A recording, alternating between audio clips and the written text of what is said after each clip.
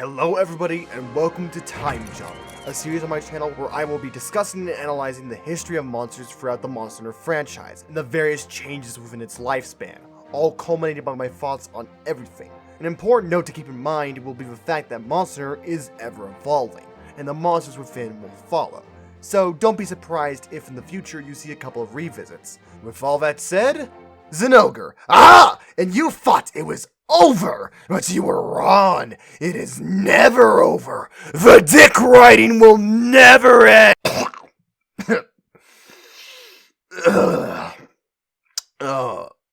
Anyways, as evidenced by that horrific glimpse into the past, yes, I do very much like Zinogre. I've always expressed love and tremendous gasm energy over him, especially with his overhauling world. But some might notice that I haven't really talked about his other forms that much, if at all. I guess in a way I just assumed that the answer would be obvious, but I would also like these other forms, or perhaps I was just looking for a proper excuse to come along. And well, here it is. Everyone's favorite doggo from hell is finally getting the spotlight in today's episode. One that will undoubtedly surprise some of you. Do I share the same gasm energy for him as I do for Zinogre? Or is there a rift between me and his edgy cousin? The answer can only be gleaned from this video. So grab your favorite and preferable form of time travel, because we're jumping on the time of the Stygian Zinogre. Debuting in Monster Hunter Free Ultimate, or Free G over in Japan, Stygian Zinogre was introduced as the surprised draconic subspecies of the already new, well, at least to us, Zinogre. Rather than the usual lightning, this version utilized the rare dragon element to devastating effect, rocking a dark, edgy color scheme involving silver, black, gray, and red, as well as awesome looking Sith lightning. Compared to its original, Stygian is found more commonly in extreme environments like tundras and volcanoes, and was rendered exclusively to G-Rank. His equipment was well sought out for endgame hunts and threats like Dire Moralis, but as usual, you had to earn your way through with a grueling fight. Subspecies were always a weird aspect of the series, oftentimes being color palette swaps with a few not too noticeable differences, and that's that. It wasn't until the 3rd gen where I'd argue that they finally started making the subspecies matter more, really getting into the rhythm with it, especially in 4U. The pace of Stygian is entirely different from that of the normal Zinogre, with the most obvious factor being that the orbs don't immediately set out and curve. Rather, they hang out for a few moments before locking onto a player and going towards them in a straight line. Depending on your distance from him at the time he launches them out, they can either go to the ground level or high above you, forcing you to be careful of your spacing. Besides that, Stygian also offers up different combo paths, a more hazardous charge, a version where he can charge while walking, eliminating a major weakness, and more. These simple changes added a whole new dynamic to the fight, making Stygian an instant fan favorite. And I could see why. It wasn't often at this point in the franchise to have versions of the monster offer up so much spice and variety, much less one as dramatic as this. However, I do have a couple of complaints. Call these nitpicks if you will, but I honestly do not like how frequently I am inflicted with Dragon Blight. I swear, out of all the monsters in the entire franchise, Stygian is near the top of the list in bottoming out my supplies. It's bad enough having my weapon affinity decreased, but it is especially awful for having all that delicious element I care for so deeply being null and void every time I get hit by an orb or energy-based attack. And for someone like me, who back in 3U basically only had dual blades and lawn swords, it was especially crippling. Combine this with the frequency of the orbs, and it created a constant paranoia in my mind of having to heal it off every time. Thus, I started going farther back or maintaining passivity whenever the orbs were out. In hindsight, and for some, this may seem like a dumb decision with how you could just kite around him and be safe, but even that feels a bit too odd and unsafe. I get the feeling somewhat of being patient with the fight, but I also have it ingrained in my mind that this is still a Zinogre, with not too many opportunities for punishment. So the two ideas don't exactly mesh well together, leading to a dichotomy I just couldn't grasp. But besides that, I don't have much else bad to say. Again, these are just small gripes I occasionally had. and I definitely wouldn't put him on my shit list just for that when there are far worse out there. But if you were to check in with me at a later point...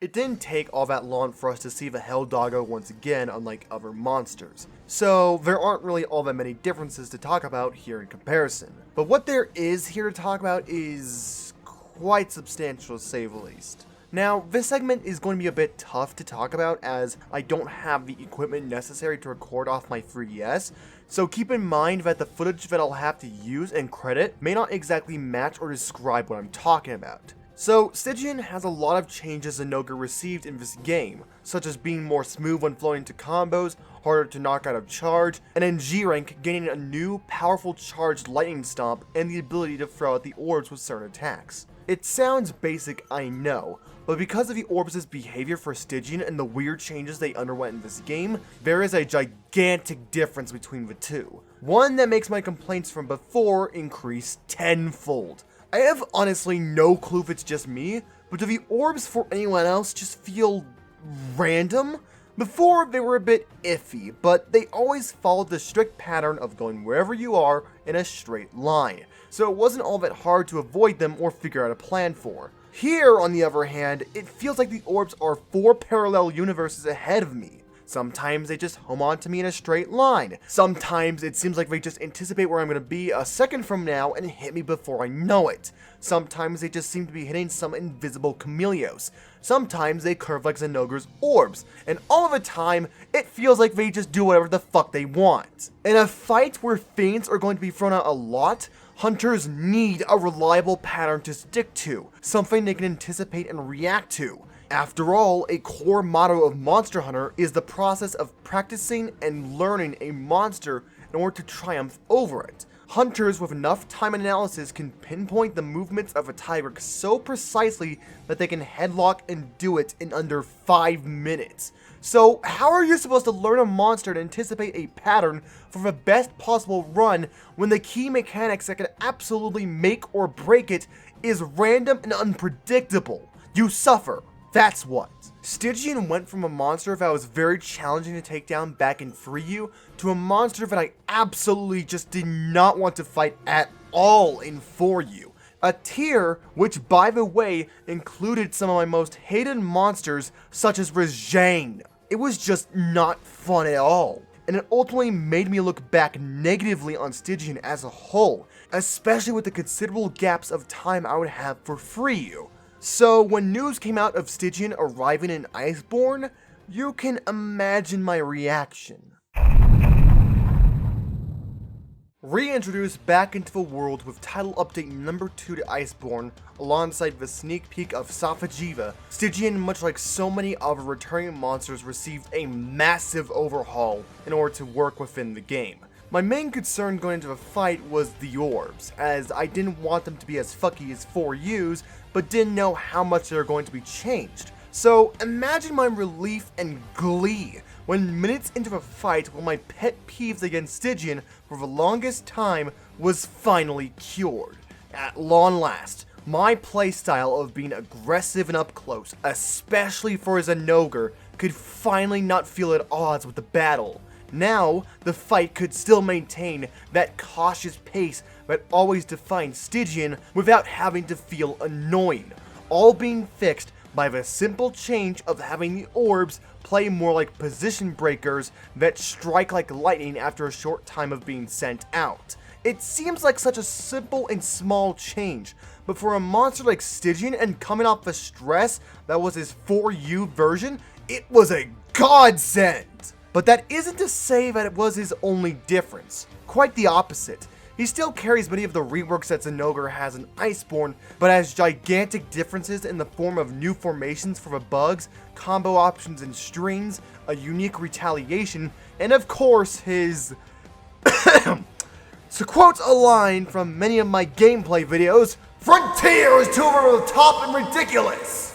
Where he targets a single player, dunking twice in a row, and then literally pulling a Psycho Crusher of Dragon Energy, all while the Dracophage bugs extend ever farther out, limiting space and movement. This entire pace change was the adrenaline rush that I so desperately needed, one which granted me new appreciation for a monster that I never really showed all that much love for.